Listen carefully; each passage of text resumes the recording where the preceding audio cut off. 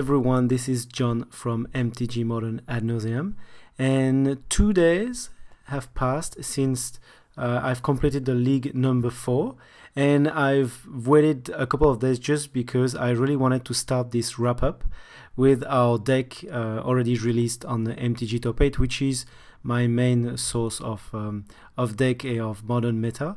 So here it is, here we are. So Deep Rod, which is my my nickname on MTG, on MTGO, and this is the deck. So this is the deck we've played, and we've run 5-0 with it.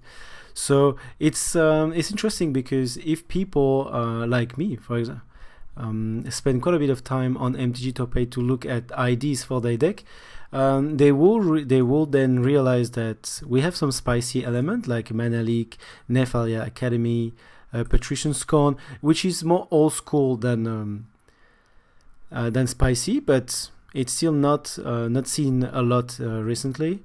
We're playing 3 Fraction Life, we're playing Mikokora in the main, but all these cards that I've just mentioned, we actually didn't use it. Either Mikokora, we sideboarded pretty much every game. I think the 5 game we've sideboarded Mikokora for something else. So we dropped pretty much every time to 20 lands, and Mana Leak didn't do anything, even though we brought it. I don't think we drew it that many times. Nephalia Academy, we didn't play against this card at all. We faced only one Thoughtseize against Affinity. That's the only discard, if I remember correctly. So, and Gigadraz as well. We didn't even bring it in because we didn't play any counterspell deck at all.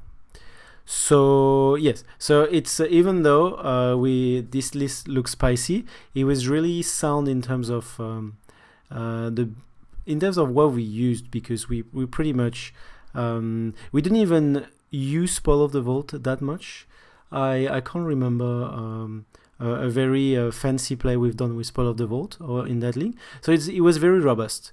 Just getting our mana as quickly as possible and try to combo, whether it's Phyrexian Life, Angel Grace, and Ad Nauseam. We also got very lucky. I've mentioned it quite a bit of time already, but I want to stress it just one more time, that we got the good top deck the right time, and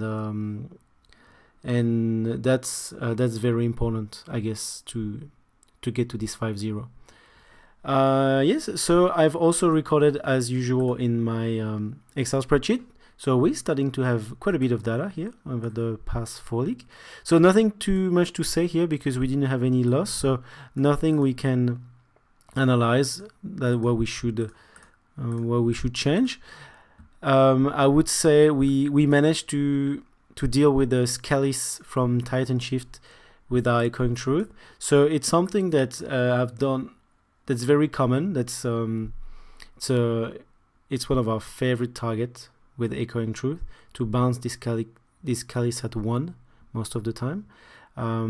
So I would say, of course, we got lucky to draw it. It's because we only have 1. But we were prepared against this Titan Chief. Affinity, we were not prepared in a way that we didn't play any Hercules Recall, any Artifact Hate. I know some deck play Wear and Tear, for example. And we could technically, because we decided to play 4 City of Brass, so it would be a relevant addition since we have 8 red mana source now in our main board. Not mentioning the mana rocks. So even without being prepared, we still go through against Affinity. So we usually manage to go through with pure speed, trying to combo as fast as possible. And to be honest, once again, we got lucky because we didn't see any Moxopo in all our match against Affinity, which means they on their side didn't do their god draw and really fast draw. Even though we still got some pressure on, it was just one, maybe every time one turn too late for them, and we could get through with our combo without many interaction technically. And this Jeskai Ascendancy, there is nothing to say. I don't know. I would be interested to see if our opponent, if it was actually a fair game, our opponent didn't draw anything and conceded because it was I don't know, it was drawing bricks. But our opponent conceded very early, which especially when you play against a deck like Ad Nauseam that don't play pretty much any permanent. So there's no reason to concede until you see the combo from your opponent, because your opponent might be in the same situation and drawing dead. So my interpretation is our opponent was completely on tilt. I don't know if he might have some problem playing against Ad Nauseam. Maybe he's losing his temper or something like that, or he might just have some random issues with I don't know if he has kids or anything. He had to drop the game quite quickly. So yeah, so this game was pretty much a no game. We get double concede very early, and my understanding is when you play Jeskai Ascendancy is you definitely do Glittering Witch against Ad Nauseam. You Glittering Witch for slow the games. And in this game too, he had actually 6 mana and he had 2 birds open, so he had the 2 black or red for slow the game. And he could have done this. So maybe he doesn't play it in the sideboard. I thought it would be an auto inclusion. It would be a perfect target for Glittering Wish. But yeah, maybe he doesn't play it. And but even then, I don't really understand a reason why to concede that quickly. So we got lucky in our draw. We got lucky in our matchup as well. We didn't face any terrible matchup, and we got also lucky that we pretty much had a bye in the five match. So that's all I wanted to share. So nothing much. I guess for next match we are going to play the same thing. I want to make a couple of changes, even though this list went 5-0. I will make a couple of changes. I'm gonna remove this mana leak, and there's one counter spell that I've always wanted to play in Ad Nauseam. I just remembered this just yesterday, after the league. So I will put it in. No spoilers. So if you want to see the new deck, please go to the deck tech on the League 5, and I might just change my mind. So there is no point as well announcing anything here. I will most likely remove this 21st land for Forced Sphere Action and Life, so we can be more proactive with Spoil of the Vault if we need to go to the Sphere Action and Life way. And anyway, Sphere Action and Life is so good in many matchup. Pretty much everything aggro. Having this one more chance to draw it can change everything. And well, I would say that's pretty much. And maybe so I said remove mana leak, and on the rest, I think it's pretty sound, pretty robust. So that's it. Thank you very much. Just before finishing this video, I want to start maybe a little ritual, and we managed to. Oops, that's not what I want to do. We managed to win some rewards from that league. So let's open this chest together, because I find it quite funny. It can be any card, apparently any card of Magic. There is no and standard legal. So you'll find fantastic reward from Playpoint and standard legal commons all the way to Power Knife themselves. So yeah, we pretty much can get anything, and also some points to pay for our next league. So yep, let's open them one by one and see how it goes. That's going to be our little ritual if we get more than 3-2 in our league. Okay, so we have 2 rare cards. Into the Wilds. What does that do? At the beginning of your upkeep, look at the top cards of your library. If it's a land card, okay. I don't think we're looking at very great cards here. Talent of the Telepath. Okay, all right. So that's one.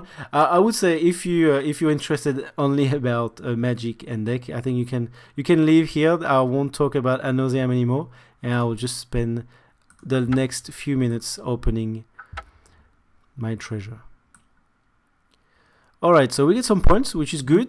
We need some to play more leagues, and nothing much. Then we have interesting Angel of Jubilation. Other non-black creature can pay life or sacrifice creature. Okay, I guess it's a decent card. And we have another plummet. I guess this is a decent card.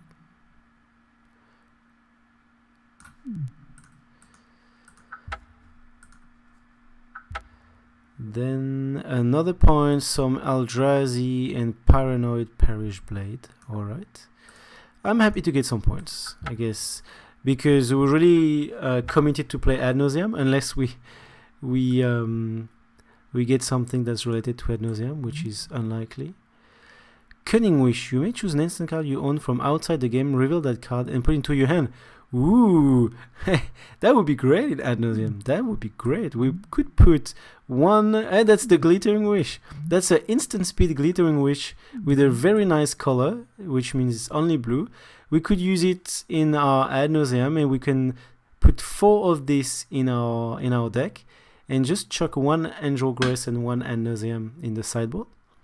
So we could potentially fetch for that instant speed. And 3 mana is perfect, because it would still work very smoothly in our turn 4 kill. We could do this at the end of turn 3. Very great card. But I guess there is even better. There is this one, I think, I'm not a Legacy player at all, or even, I don't even know if it's legal in Legacy. This card that says, search for an instant and put it on top of your library, something like this. That would be even much better, of course. Alright, nothing much. Again, copy target instant sorcery. Reverberate. Okay, Flambane Angel. Yeah, I really... Well, that's not great value. Oh! Amazing! That's actually a card. That's amazing. That's actually a card that I wanted to try in Ad Nauseam. So it's not good at all in terms of color, because it's definitely a color we don't want to play. But it's a card that on my paper Ad Nauseam, I was thinking about playing the Glittering Wish version just to try out. That might be something that we will do. That's definitely something we're going to do later on down the track, trying the Glittering Wish version. And that's an amazing card because it can't be countered, and we can make our spell uncounterable. So it's a Bosechu. It's a Bosechu that can be fetched with Glittering Witch.